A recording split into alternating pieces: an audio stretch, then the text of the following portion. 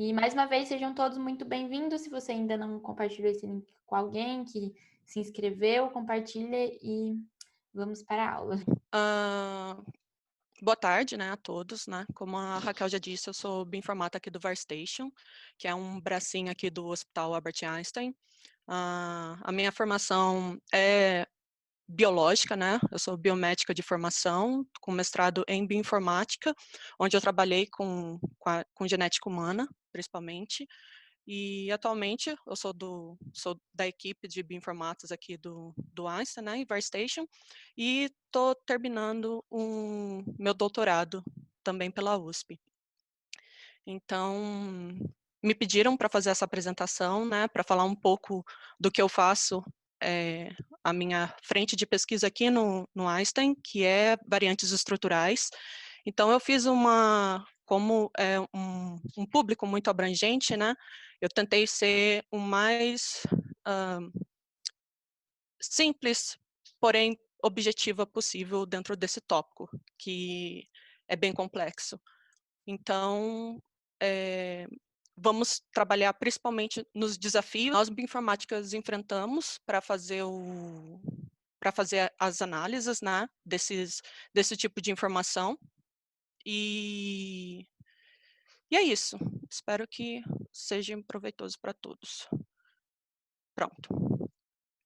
Bom, então aqui tem meu contato para caso queiram escrever, para caso queiram perguntar qualquer coisa. Somos bem receptivos para qualquer tipo de pergunta e conversa, né, sobre ciência, de uma forma geral. Bom, todo mundo já, pelo menos a grande maioria das pessoas que estão aqui, né, sabem sobre variantes genéticas e, consequentemente, sabem o que elas podem gerar no, no ser humano como um todo, né? Dependendo da posição genômica que essa variante foi localizada, né, comparado, logicamente, a um genoma de referência, pode ser gerado várias consequências. Pode ser tanto uma variante deletéria quanto uma variante normal, que é apenas da pessoa, né, intrínseco da pessoa. Então, aqui é uma tabela, né, bem genérica sobre bem completa e genérica, na verdade, sobre as principais regiões onde essas variantes simples podem acontecer e as principais consequências que elas podem gerar, né? E as consequências mais graves são essas que estão grifadas em vermelho, né? Então, baseado na posição que essa variante ocorre, você vai ter uma consequência no paciente. Entretanto, a gente está aqui para falar de variantes estruturais. Quando a gente fala de variantes simples, a gente está pensando em pequenas informações que foram inseridas ou removidas, né, que são as indels, ou pequenas variantes, ou variantes simples, né, que são os SNPs. No caso das variantes estruturais, segundo a literatura, elas são variantes que são superiores a 50 pares de base. E diferentemente das que eu introduzi, diferentemente das simples, essas variantes estruturais, elas são softwares capazes de detectá-los e estudá-los estão surgindo agora nessa década. Então, comparado aos outros, eles são poucos explorados. Ainda tem muitas barreiras para serem derrubadas em relação ao estudo dessas variantes. E a gente vai explorar justamente essas dificuldades aqui, né? Então, dentro das variantes estruturais, né, também chamado de variantes cromossomais, né, porque você vai ter rearranjos no seu cromossomo que possivelmente você poderia até ver por técnicas genéticas tradicionais, dependendo do grau, né, de alteração.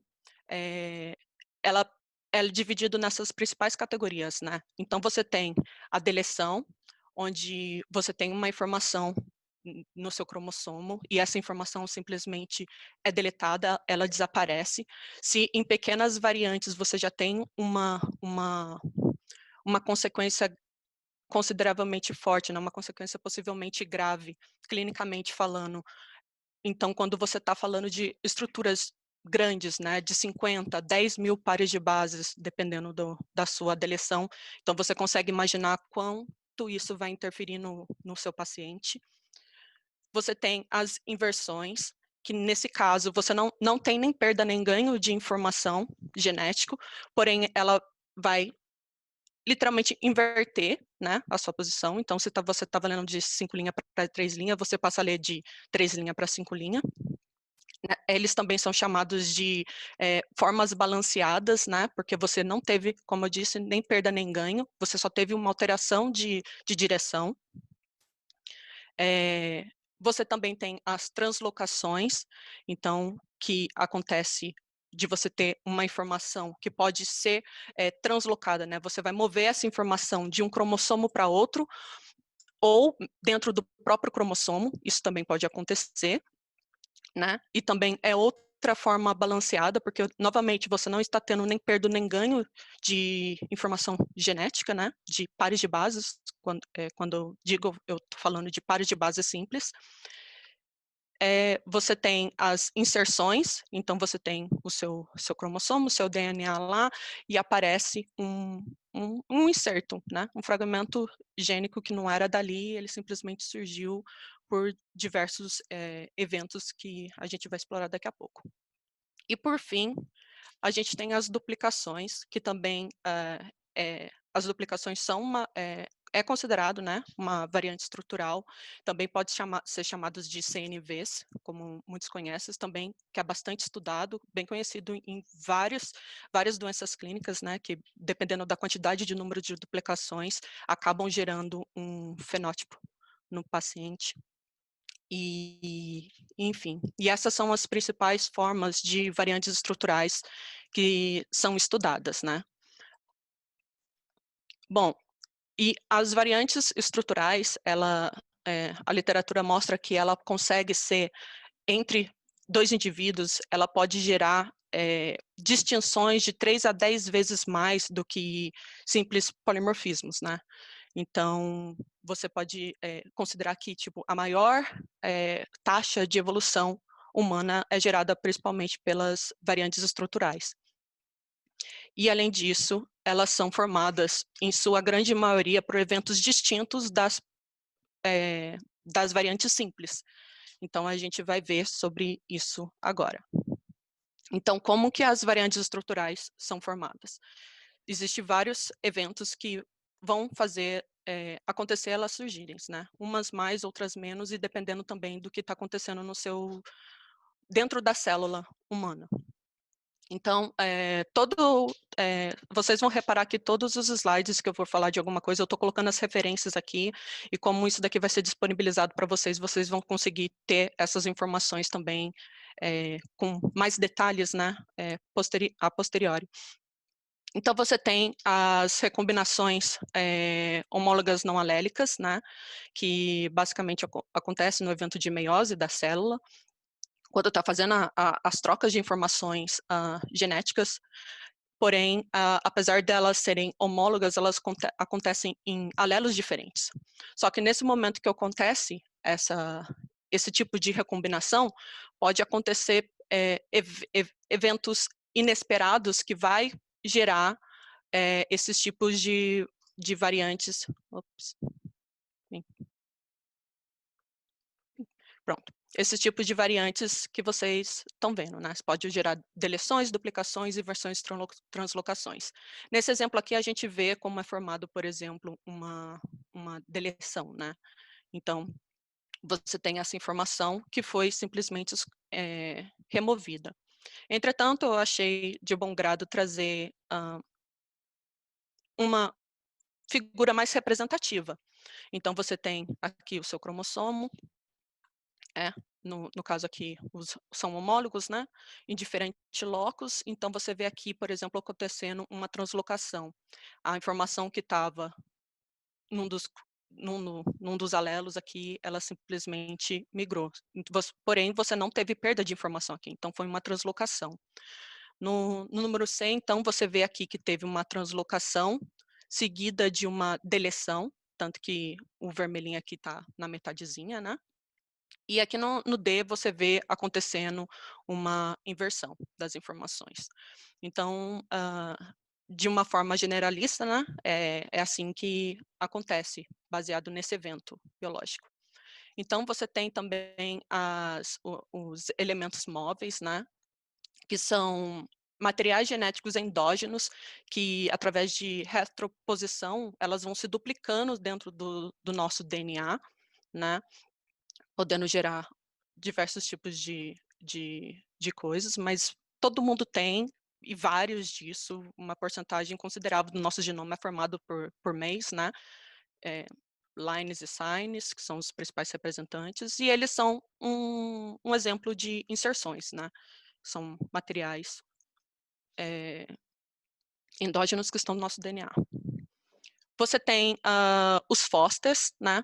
Então, basicamente, durante a replicação do DNA, você tem, quando está a polimerase está sintetizando, na forquilha de replicação, ele acha algum erro, seja erro estrutural, seja alta quantidade de GC, ele vai achar alguma coisa que vai fazer a forquilha ficar lenta ou até mesmo parar. Nisso, a polimerase ela se desloca temporariamente daquela forquilha e ela se liga a outra.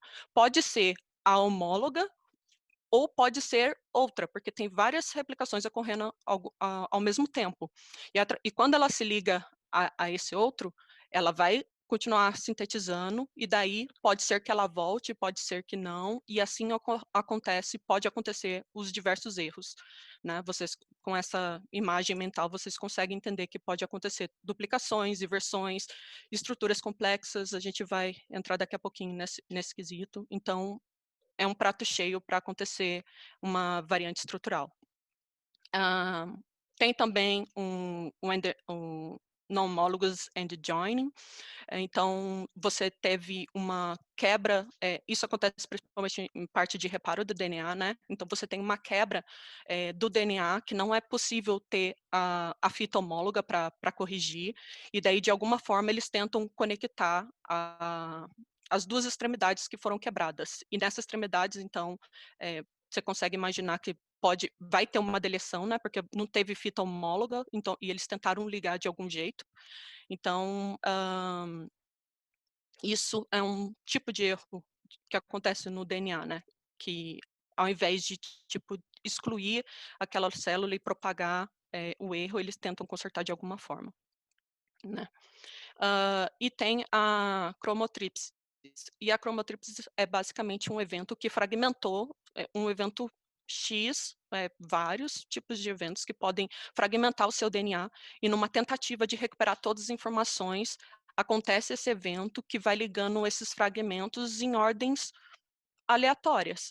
E pode acontecer todos os tipos de variáveis aqui, principalmente as estruturas complexas, né? Então, você teve uma quebra inesperada do DNA que tentou juntar todos aqueles fragmentos, você tem uma estrutura, um mini Frankensteinzinho ali, que é essa estrutura complexa. E, por sinal, uma das mais difíceis de se detectar. Aqui é apenas um outro exemplo de como acontece esses rearranjos totalmente aleatórios e diversos, né? Que você pode ou não chegar a perder informação. Bom, isso foi apenas uma introdução de variantes estruturais, e agora vamos entrar onde está o foco desse webinar, né? Que é a bioinformática atuando nisso, para tentar identificar, para tentar anotar, para tentar tirar alguma informação do sequenciamento genômico. Então, basicamente, você tem a sua célula, né? O seu material gênico está todo dentro do núcleo, e o objetivo é que, através de uma extração, né, você consegue chegar apenas no que você quer, né, nos seus cromossomos, no seu material genético, e consiga identificar todas as bases dele. Para isso, existe um evento, né? Eu vou dar uma das formas de sequenciamento, né? Mas basicamente você tem um processo de laboratório que vai extrair todo esse material gênico, vai fragmentar o seu DNA, mas isso porque a gente está falando em tecnologia de single end, né, de short reads, geralmente é esse o processo, né, outros detalhes serão, não vamos relevar, mas existe métodos que pegam o DNA completo, mas que são os long reads. Entretanto, existe problemas e tal, mas enfim, o nosso foco aqui vai ser no short reads, nesses exemplos. E é o principal uso que a gente tem também no Albert Einstein. Então, o seu DNA é extraído, fragmentado e sequenciado. E através do sequenciamento, você vai ter unidades chamadas de reads. Nesse caso aqui, são reads pareados, né? Então, você tem dois fragmentos genômicos que são divididos por um espaço, né? Um intervalo de espaço que é conhecido. Então, no laboratório, eles já determinam lá, baseado nas bibliotecas e nos kits que eles utilizam para fazer essa extração e de sequenciamento, né? Extração para o sequenciamento, as bibliotecas, eles determinam qual que vai ser esse tamanho de fragmento. E geralmente, quem está fazendo esse projeto, ele determina qual que é esse tamanho de acordo com o que ele achar e de acordo também com a cobertura de reads, né? Mas enfim, então basicamente você vai ter esse par de reads com um espaço que já é conhecido. Eu estou dando foco aqui porque no slide que vai vir, essa informação vai ser muito importante para entender como que a gente consegue identificar os eventos. Então, a partir do momento que a gente tem os reads, a gente faz o mapeamento numa sequência referência, né? Que é isso em cinza. E a partir do momento que a gente tem os reads mapeados nas referências, daí entra a mágica, podemos dizer assim. Então, aqui são os principais eventos de como achar a variante estrutural. Então, você tem uma deleção, por exemplo. Aqui, você considera a sequência de cima, você considera que é a sua referência, a sequência de baixo, o que você vai achar. Então, aqui na sua referência, você tinha essa informação rosada, por exemplo. Deixa eu ver uma coisa aqui.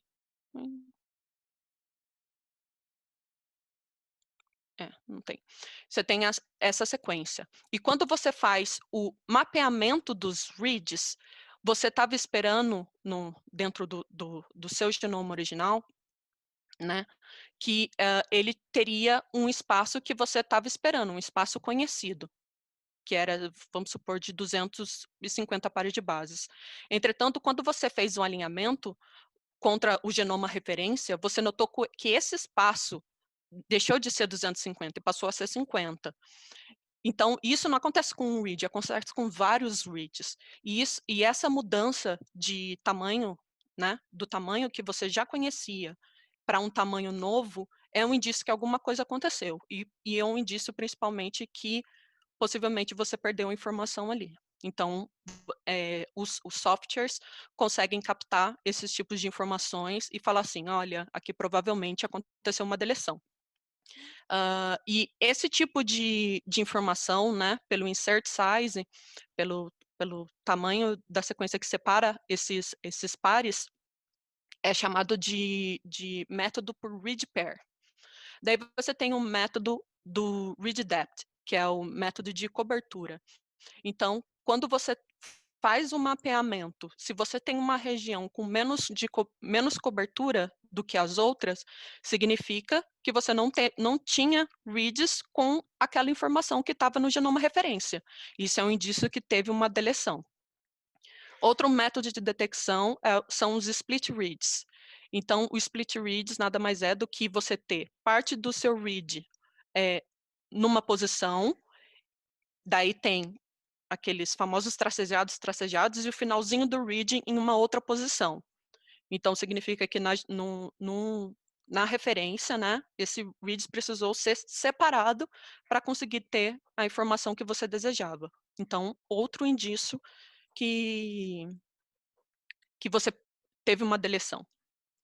E o assemble nada mais é do que você fazer a montagem do zero. Então você vai ter como que é no seu genoma original. No seu genoma original, e depois você pode comparar com a referência. Então você tem um fragmento genômico, né, que você montou, baseado nos reads que você tem, e você vai comparar com a referência. E daí você vai conseguir identificar que a sua referência tem fragmentos que a sua não tem. Então, teve uma deleção comparado com a referência.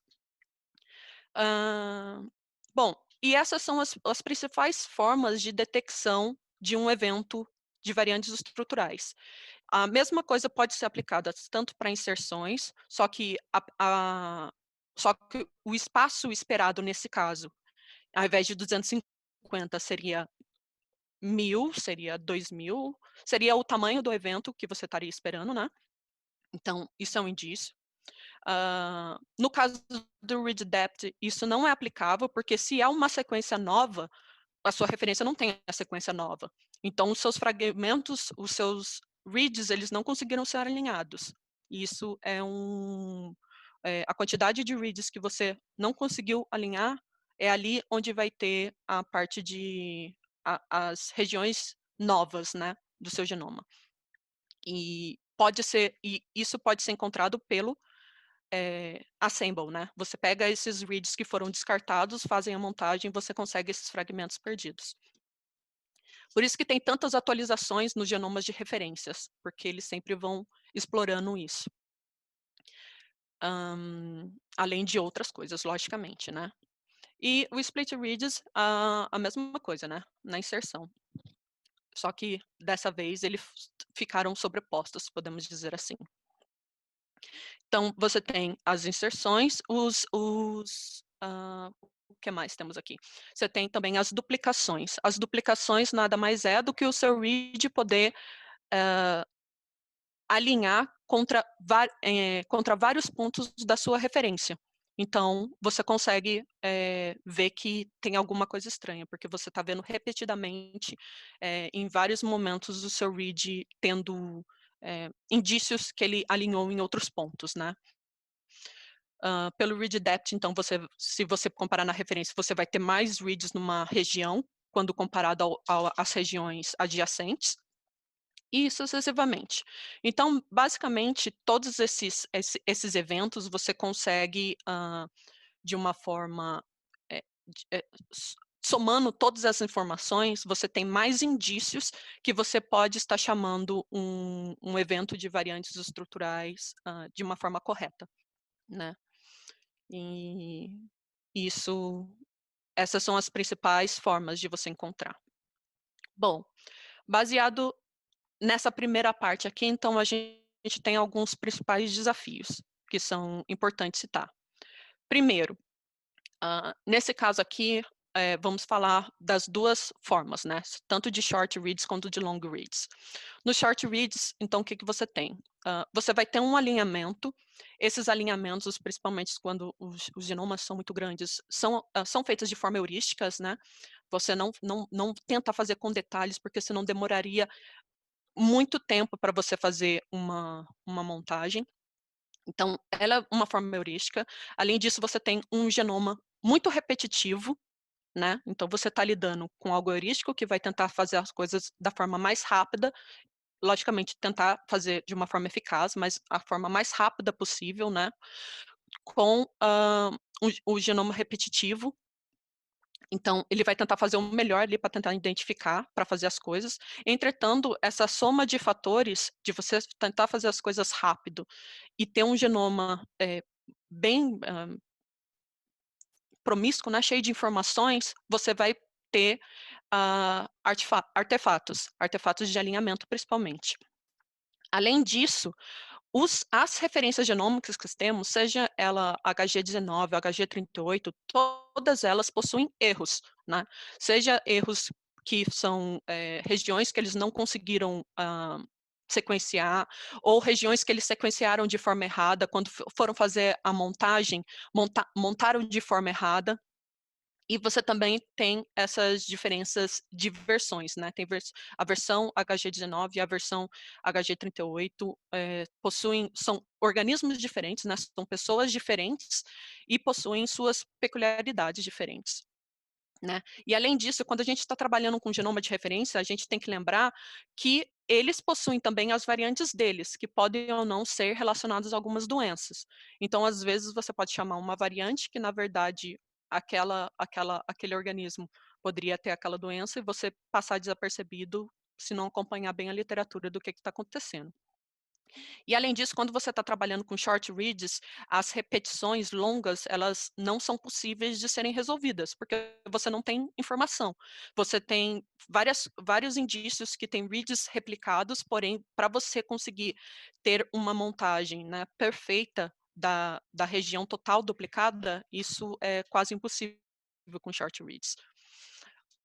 Entretanto, essa parte de regiões repetitivas, ela é solucionada pelos long reads, né? Então, você tem um read longo, né? 10.000 pares de bases, de 600 pares de bases a 10.000 pares de bases, tem tecnologias que chegam até mais do que isso. Então, você tem muito mais, na verdade.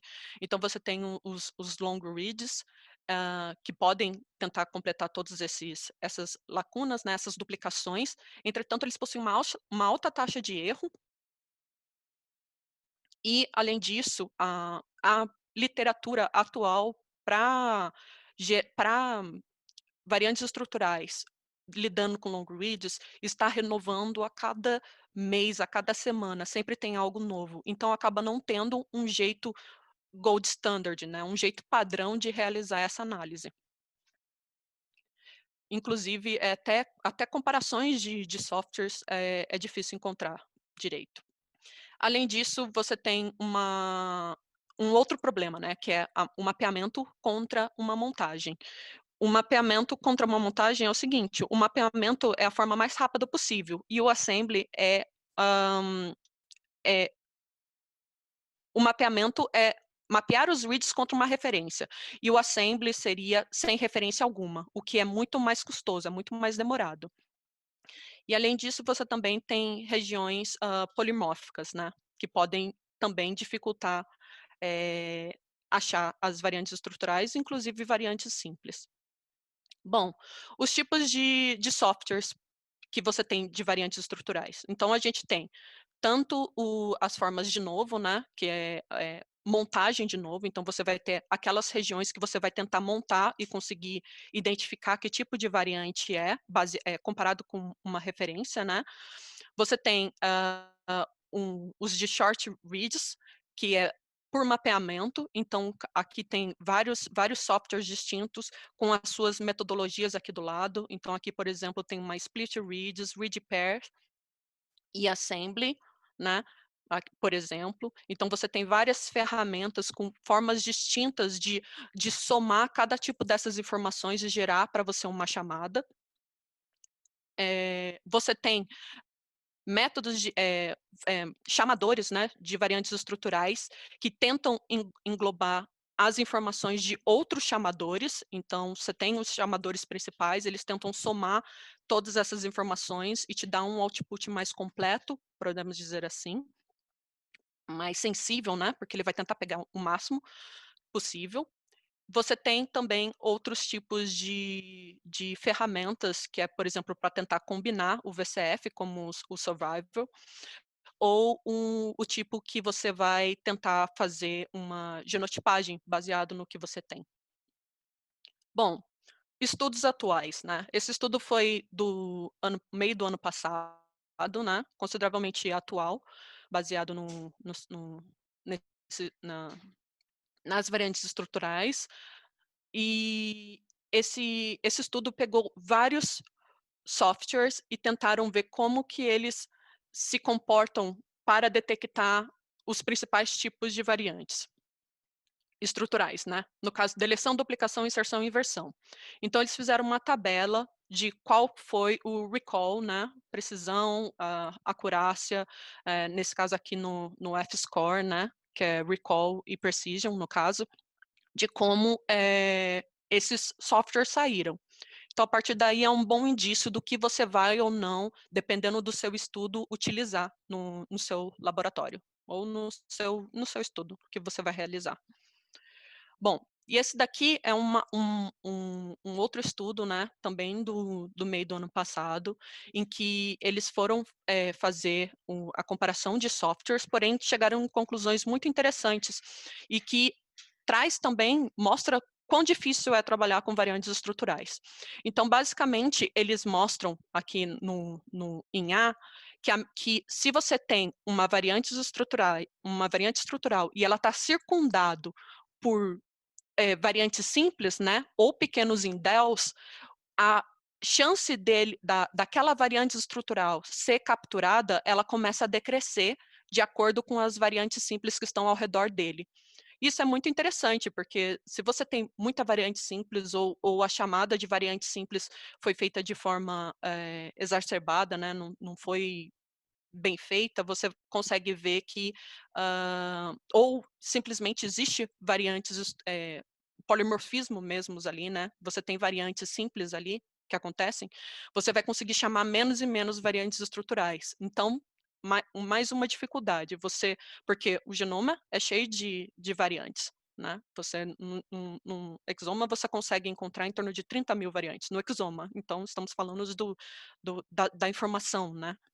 Então, quanto mais variantes você tiver, e se tiver uma variante estrutural ali no meio, você tem a chance de perder aquela variante estrutural, porque você tem eh, vários, várias variantes simples. Então, isso é muito interessante. E outra coisa aqui que foi interessante nesse estudo é que quanto maior é o evento que acontece, né, maior também acaba sendo a chance daquele evento ser capturado. O evento que eu me refiro é a variante estrutural. Então, são duas coisas que eles conseguiram identificar que eu achei bem legal, assim, essa informação. Bom, e baseado nos desafios, né, a parte 2 do desafio, além dessas informações de variantes simples que eu acabei de dar, você tem outras quatro principais problemas, né, que a gente pode enumerar aqui. Primeiro, que você não possui um tipo de formato para descrever o SV. Se você entrar no, no SanTools, né, pra quem trabalha com essa parte já ouviu falar de SanTools, é uma ferramenta muito famosa e muito utilizada no ramo da genética. Numa no manual deles, no guia deles, eles possuem lá como deveria ser reportada uma variante estrutural. Entretanto, a variante estrutural, quanto mais se estuda, mais vê a complexidade de relatar essas informações. Então, o que aconteceu são que vários softwares acabam relatando de uma forma distinta a variante estrutural, né? E às vezes acaba fugindo desse formato. Então, uma forma de exemplificar aqui são esses 4 softwares. Esses 4 softwares aqui são softwares que a gente realizou aqui no nosso laboratório, e você pode ver de uma forma generalista quão diferente ele é, né. Então você tem aqui essa ferramenta aqui, DELE, né, que tem, as suas informações, eh geradas aqui como falando que é DEL, o um, como é que se diz? Informações extras completamente, não completamente, né, mas bem distintas do que você pode encontrar em outras ferramentas, né. Esse Manta tem saída que ele acaba chamando como o tipo de variante que ela é, né, DEL, mas tem outros tipos de variantes que ele, ao invés de retornar, por exemplo, nesse caso aqui que é uma inserção, ao invés de tornar apenas inserção, ele retorna a sequência de bases que foi inserida. Então, e aqui também, esse grids aqui, ele tem uma formatação que a gente chama de break-end, que basicamente todos acabam funcionando com break-ends, que eles tentam achar posições e que aconteceram algum evento que quebrou, podemos dizer assim, o mapeamento, né, que são os break-ends, e depois eles classificam. Mas o grids apenas deixa o break-end lá e você teria que fazer a classificação a posteriori. Então, cada uma dessas ferramentas possui um tipo diferente de lidar com o que eles estão tentando chamar, certo? E, bom, então, tendo essa informação que cada um tem diferente, você tem a segunda problemática, que é juntar todas as informações, porque você tem um software que é bom para utilizar, para encontrar deleções, outro software que é melhor para encontrar duplicações, outro software que é melhor ainda para inserções. Então, você tem vários tipos de informações diferentes que você queria concatenar em apenas uma saída. Só que isso é bem complexo, porque como cada um tem uma forma diferente de relatar essa variante estrutural, você possui certas premissas, né? Como é que você vai ver que uma variante foi chamada num software e a mesma variante, entre aspas, foi chamada em um outro software? Porque uma pode falar que a base começa na posição 1 e a outra pode falar que a base começa na posição 100, por exemplo, né? Tudo varia da tecnologia por trás de cada software. Então, você tem aqui, por exemplo, algumas premissas, né? Tipo, o que você considera sobreposição entre essas duas variantes estruturais?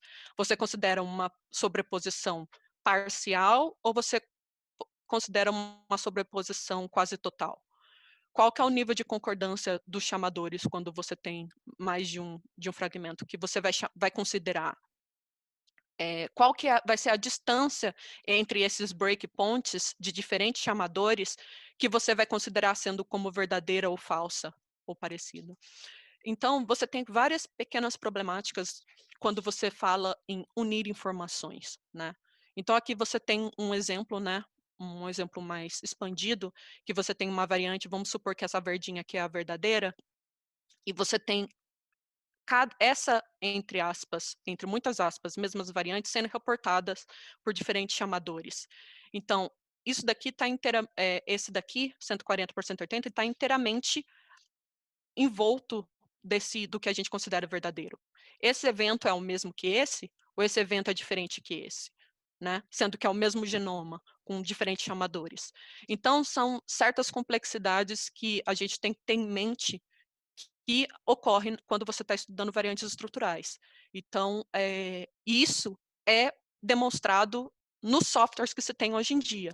É uma área extremamente em ascensão, é uma área com extrema falta de... Não falta, né? Mas tem muito esforço para tentar responder esses questionamentos, né?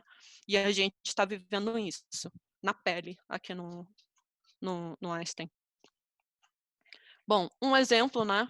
O software que vocês se vocês trabalham já com isso, ou se vocês forem procurar sobre, que vocês vão encontrar que faz essa junção, é o Survivor.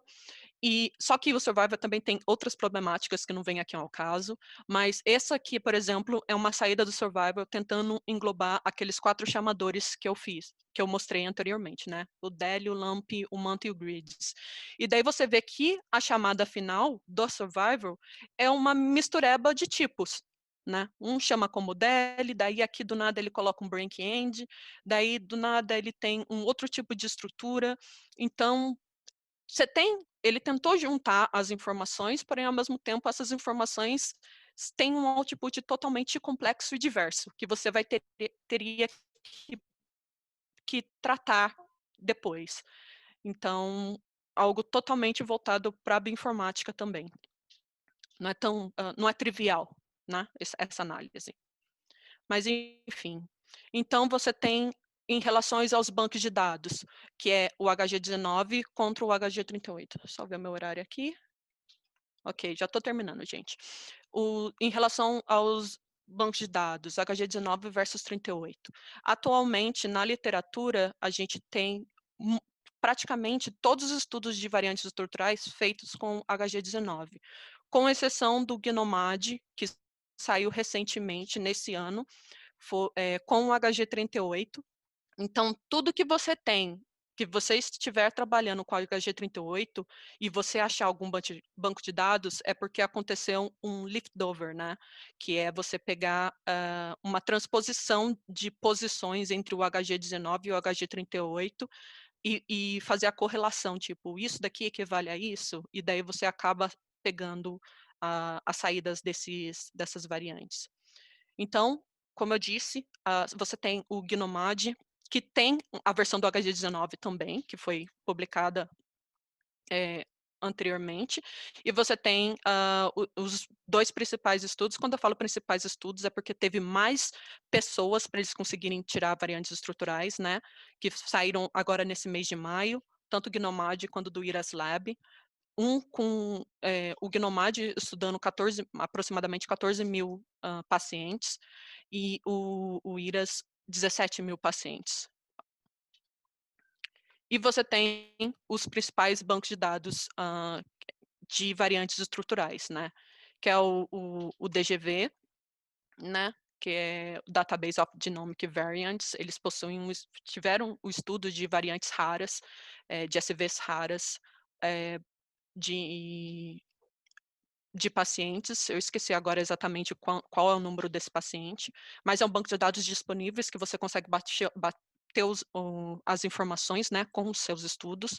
Tem o DDD, que é serviço de sangue, né, que é o serviço de sangue, que tem aproximadamente 850 amostras. Você tem o 1000 Genome Project, que é bem famoso também, com vários pacientes ao redor do mundo, o GNOMAD, que eu já citei, e o IRAS, que são os principais bancos de dados. Não é, logicamente, quando eu falo principais bancos de dados, eu estou falando em clínica, né, gente? Então, esses são os que a gente conhece e o que a gente faz uso. E, por último, a anotação, né? Que é a anotação que você tem é condizente com a sua realidade, e isso acaba sendo refletido na mesma problemática que a gente teve lá do merge. Quanto que tem que ser o overlap do meu banco de dados com o meu SV? Quanto que tem que ser a, o, o breakpoint, né? Qual que é o distanciamento que eu vou ter? Então, tudo isso que a gente sofre no merge, na anotação, ela acaba sendo meio que equivalente. Lógico que em proporções diferentes, mas é algo que a gente lida também no dia a dia, e geralmente a sobreposição que se utiliza é entre 70% a 80% de sobreposição. Logicamente que dependendo do seu estudo, você pode ou não aumentar essa sua sobreposição.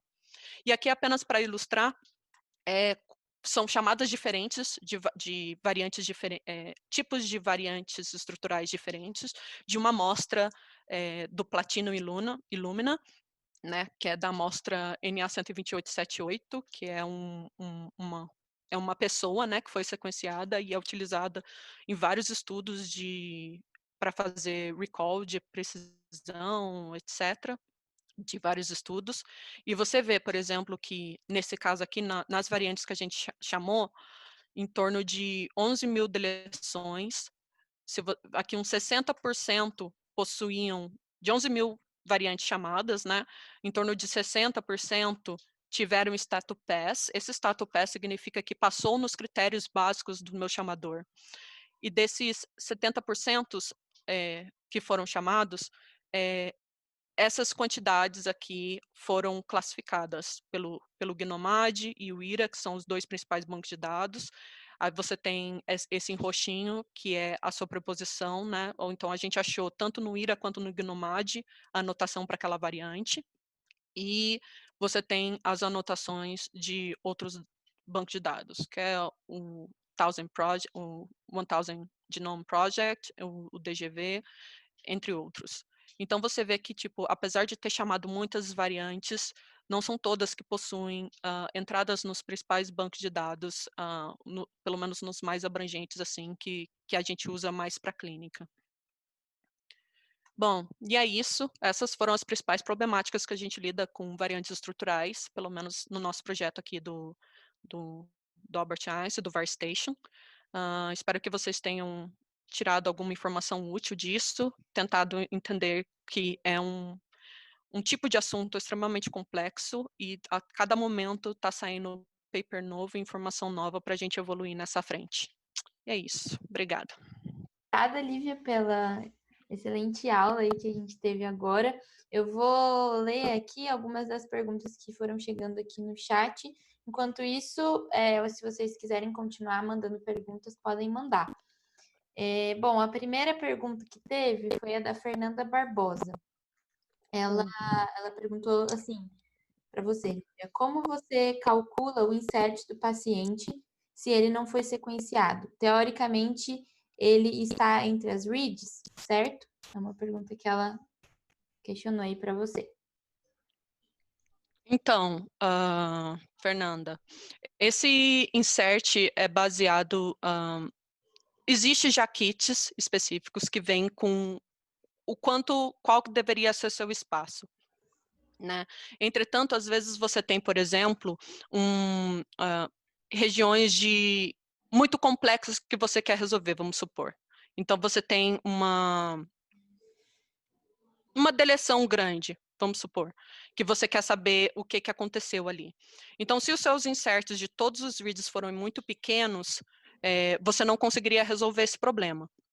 Quando você vai aumentando o seu insert, o que acontece você sabe que o read 1 está numa posição genômica X e o read 2 estaria numa posição genômica Y. Quando você aumenta esse insert entre eles, você continua mantendo essas informações se está distanciados, né? E isso porque, quando eu falo isso, eu estou falando não apenas para humanos, eu estou falando quando a gente está estudando também bactérias, que é uma das coisas que eu estudei também, que eu estudo no meu doutorado, que a gente estuda em outras coisas. Então, vamos supor que você tem mais distância entre os reads, e a sua cobertura é extremamente alta. Então, os seus reads, quando você faz a montagem, eles acabam sendo sobrepostos entre eles mesmos, né? Então, quando você tem mais informações distantes e a sua cobertura é alta, você consegue fazer uma escadinha de informações maior. Eu não sei se eu fui clara nisso, mas isso vai de acordo com os estudos e de gente que é especializada nisso, né? De gente que cuida do laboratório disso. Mas, geralmente, o distanciamento de um pares de bases de 150 pares de bases, né, quando o pair reads é de 150, é em torno de 250, 400. Quando vai aumentando um pouco mais o reads, esse insert size vai aumentando. Então, tem kits específicos que eles já estão falando assim, utilize insert size X, mas dependendo do estudo que você faça, eu já vi eles aumentando esse insert size para determinados tipos de estudo, né? Mas eu não sou nenhuma especialista nesse assunto. Eu sei que é realizado, porque já li sobre e já vi gente fazendo. Boa, Olivia.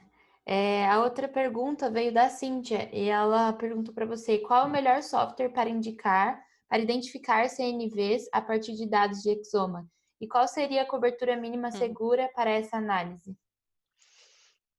A segunda pergunta é o quê? Qual o melhor software para identificar CNVs a partir de dados Isso sim. de exoma? E daí a segunda pergunta e qual seria a cobertura mínima segura para essa análise? Bom, eu digo que geralmente cobertura segura depende muito do que você está fazendo. Por exemplo, se você está trabalhando com clínica, pelo menos ali um 30x você tem que ter, quando você está falando em WGS, né, que é Whole Genome Sequence. Se você está falando em exoma, talvez 100x, né, pelo menos é o padrão de qualidade aqui que a gente usa no Einstein, né, pelo menos 100x de coverage. Então, tudo varia do que você quer. Se você for da área de pesquisa, a gente não tem esse luxo, né? Se a gente chegou no 10x ali, a gente está feliz, sorriso de orelha a orelha. Então, isso é muito, muito relativo para o que você quer responder. Quão importante para você dizer que aquilo é aquilo mesmo, né? Então, é muito subjetivo isso. Agora, em relação aos melhores softwares, eu estudo os SVs de uma forma geral, né? Então, eu estudo todos eles, deleção, inserções, duplicações, etc, etc. O que a gente usa de uma forma geral são aqueles que eu apresentei, né? O Manta tem um auto-recall, tanto de SNV quanto de deleção, inserção e tal. Tem se for trabalhar com SNV específico, tem o SNVnator, que eu vejo também bastante em alguns papers que a gente já leu, mas não é algo que eu testei. Enfim, como eu disse, eu trabalho mais com SVs muito específicos, assim, de forma geral, sabe? Eu não sei te indicar, tipo, esse ou esse aqui é melhor. Eu só posso te indicar o que eu li na literatura e o que a gente usa no laboratório, infelizmente. Desculpa. Agora a gente tem uma pergunta da Chilene. Ela perguntou quais os empecilhos encontrados para se padronizar a representação dos chamadores. Todos eles possíveis e imagináveis. Se a gente conseguir essa resposta, a gente publica, sério, e na Nature ainda, ou em alguma Nature da vida. Mas, enfim, existe. É engraçado que eu e o meu colega de trabalho, né, o Gustavo, que por sinal está aqui, a gente enfrentou tantos problemas nisso, né, de chamadores. A gente até tem uma ideia de como resolver, porém é pesquisa e tomaria muito tempo. Mas eu acho que tentando responder de uma forma mais generalista a sua pergunta, seria que o principal objetivo é ter certeza que os break-ends que você encontrou em diferentes chamadores, eles realmente estão ligados com os próximos break-ends que vai determinar o tipo daquela variante. Então, às vezes você tem um break-end muito próximo do outro, né? E você tem um outro break-end que conversa entre eles. Daí, se você une esses dois break-ends que estão próximos, você meio que pode ou não perder uma informação de um outro break-end que está lá, que estava fazendo parzinho com outro. E sucessivamente. Então, acaba sendo pode ter uma cascata de eventos que pode acarretar isso. Mas, enfim, existe N possibilidades. A gente debruçou sobre isso, temos ideia, né, de como resolver, mas não tem nada muito bem sedimentado sobre isso. Eu só vejo os problemas do que a gente rodou em laboratório. Bom, a gente vai agora para a última pergunta do Delton. Ele perguntou para você, Lívia, se você realmente acha que as variantes estruturais são o principal motor da evolução e não os vírus, com sua integração e suas ferramentas genéticas. Você diz vírus levando à evolução humana? É isso? Eu creio que é mais ou menos isso que ele está dizendo aqui no chat. Não sei se você consegue visualizar a pergunta. Tá bem aqui no finalzinho do chat. Consegui. Essa é uma pergunta difícil, mas eu acho que quando você compara indivíduo por indivíduo, entre indivíduos, né, eu acho que eu diria que sim. Eu acho que eu diria que sim, é ótimo. Mas eu diria sim, são. O David já respondeu. O David é especialista em vírus aqui do Albert Einstein.